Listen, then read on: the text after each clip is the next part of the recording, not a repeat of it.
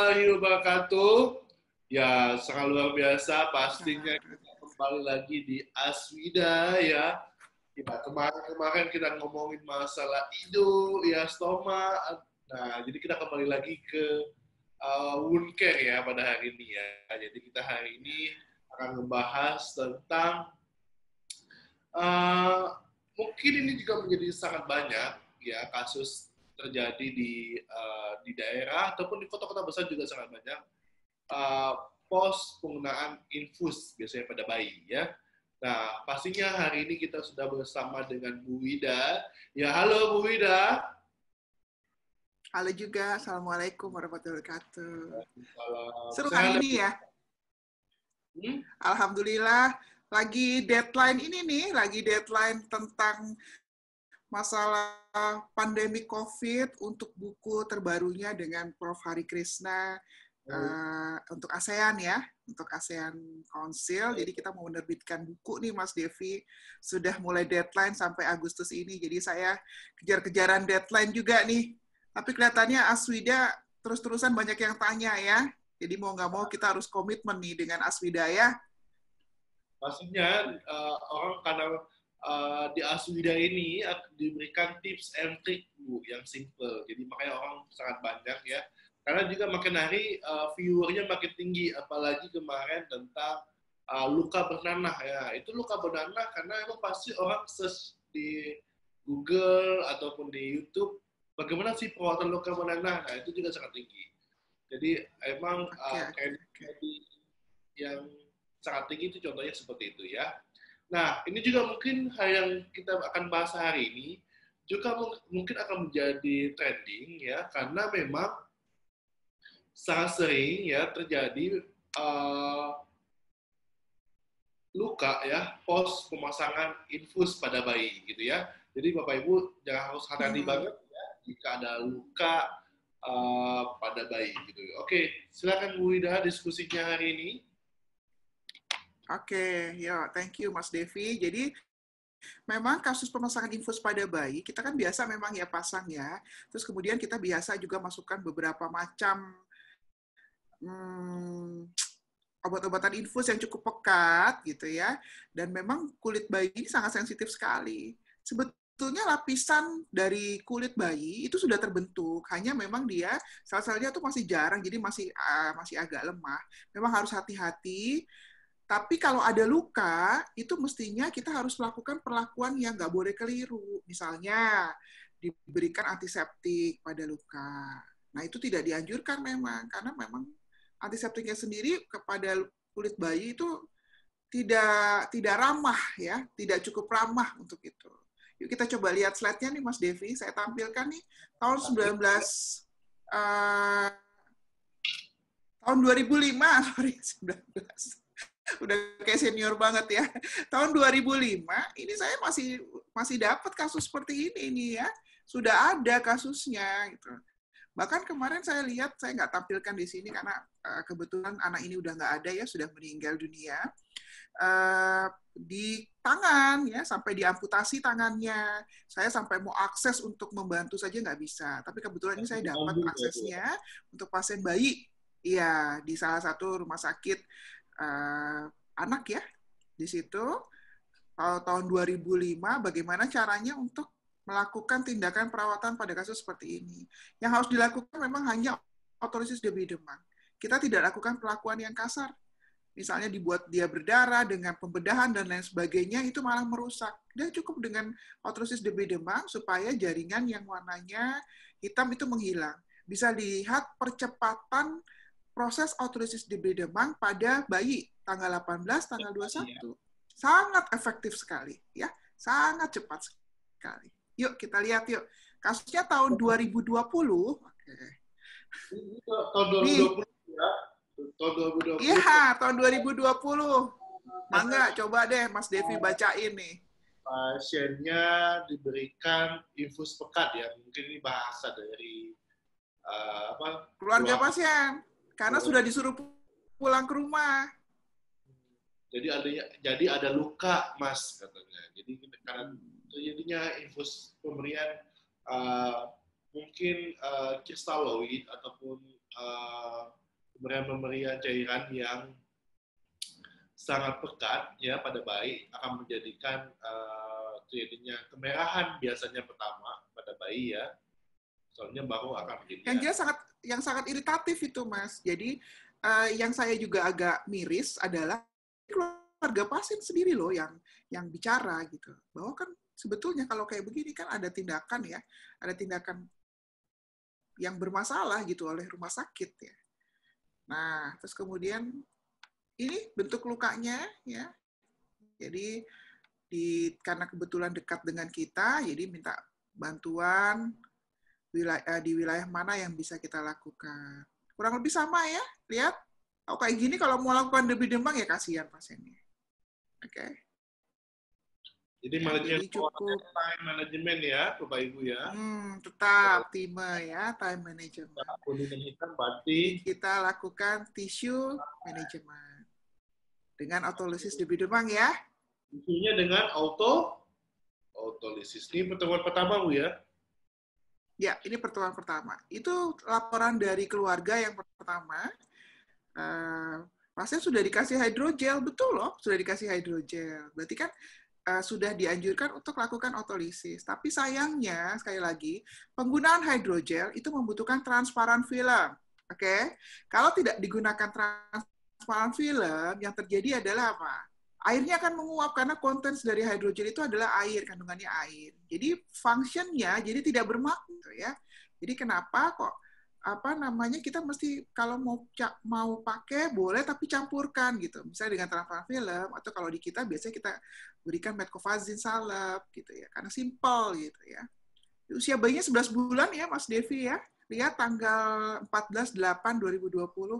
Jadi ini masih berlangsung dalam perawatan, tapi saya mau menekankan tentang pentingnya autolisis debu demam pada kasus-kasus infus bayi. Kalau tadi di kaki, ya kayak venaseksi gitu kan di kaki. Ini sekarang di selangkangan ya, ada iliak ya. Iliak kaki. Jadi ini yang kita lakukan. Taruh seperti itu.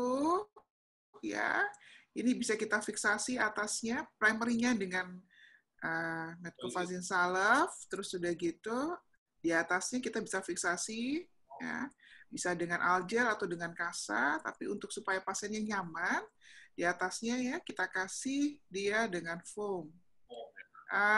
Kita pakai transparan film di sini untuk menjaga ini aja, karena pasiennya kan pergerakannya banyak, terus udah gitu dia banyak alergik juga nih ternyata dengan beberapa plester ya. Jadi ya sudah deh kita pakai transparan film yang cukup ramah untuk kulit bayi. Emang kulit bayi ini memang sangat sensitif ya. Oke, ini modelnya seperti ini nih. Nah kita lihat tanggal pertemuan ketiga ya. Oke, saya langsung pertemuan ketiga saja nih. Kelihatan sekali bahwa dengan konsep autolisis kondisinya sudah bagus ya. Dasar lukanya sudah makin bagus. Terus kulit di sekitarnya juga makin tenang. Sudah makin tenang. Kalau kayak gini kira-kira keluarga nyaman nggak nih? Nyaman banget. Bayinya jelas nyaman. Kalau bayi nyaman, keluarga nyaman ya. Bayinya juga nyaman, keluarganya juga nyaman. Nah, pastinya ini kan pasti ada biofilm ya, jadi tinggal manajemen untuk kontrol infeksinya ini ya. Gitu kali Bu ya. Betul. Ya, ada sebetulnya satu kasus lagi, pasien neonatus, kebetulan salah satu cucu guru besar nih, ya. Tapi saya nggak tampilkan di sini karena saya belum dapat izin ya. Saya belum minta tanda tangan untuk izinnya, jadi kasusnya di tangan gitu, sama kasusnya. Jadi bengkak besar gitu, infus, ingat ya. Memang pemasangan infus ini cukup riskan pada bayi ya, baik dia baru lahir maupun usia 11 bulan seperti ini cukup menjadi perhatian buat kita ya. Kalau bisa disimpulkan hari ini, Mas Devi, coba summary-nya. Ada pertanyaan nggak kira-kira? Nah, nanti bagi Bapak Ibu. Siapa saya yang bertanya? Jadi nanti kalau ketemu kasus-kasus bayi ini Mas Devi ya, harus tuh Mas Devi, pokoknya nggak boleh ditunda-tunda. karena hitungannya itu detik gitu ya. Sekali lagi bahwa bayi itu epidermisnya sudah terbentuk gitu ya, tapi masih mudah koyak. Gitu. Ingat ya, masih mudah koyak karena saking rapuhnya gitu ya. Dan memang pada proses penyembuhan luka pada bayi itu, pada anak itu relatif lebih cepat. Jadi kalau penanganan kita nggak cepat, yang tadinya dia kejadiannya akut, terus jadi kronik, nah terus bikin panik ke semuanya gitu. Karena tadi epidermisnya sangat rentan ya, mudah koyak, infeksi cepat mudah masuk. Dan memang perlu pemahaman tentang pelaksanaan perawatan luka. Iya. Dan pilih balutan yang memang betul-betul mempertahankan kelembapan. Tujuannya hanya untuk autolisis saja. Karena dia akan segera tuh, autolisis akan segera terjadi. Ingat proses penyembuhannya akan cepat. Hanya kita tuh tidak kurang memahami tadi. Mungkin bukannya tidak aware, bukan tidak perhatian kepada anak bayi ya atau pada pasien-pasien bayi kita, hanya memang kan kalau lihat kondisinya yang cepat berubah itu ya kadang-kadang bikin kita sedikit panik gitu, apalagi dengan luka. Memang luka pada kasus-kasus pediatrik ini betul-betul harus menjadi perhatian. Karena bentuknya yang kecil-kecil tadi ya. Kan kalau kita tertusuk, kalau orang dewasa 5x5 itu kecil ya kalau pada orang dewasa. Tapi kalau pada bayi 5x5 itu udah hampir 1 kakinya gitu ya. Jadi memang ukurannya yang mini tadi tuh yang menyebabkan orang tuh berpikirnya langsung stres. Nggak cuma petugas kesehatannya aja tuh yang stres tuh biasanya. Jangan ragu-ragu tuh untuk menghubungi, untuk call gitu. Karena kasus-kasus seperti ini proses penyembuhan lukanya cepat. Dan ini masih terjadi di Jakarta gitu. Ya, masih terjadi di rumah sakit besar di Jakarta gitu kan. Ya cukup miris juga sih sebetulnya Pak Devi.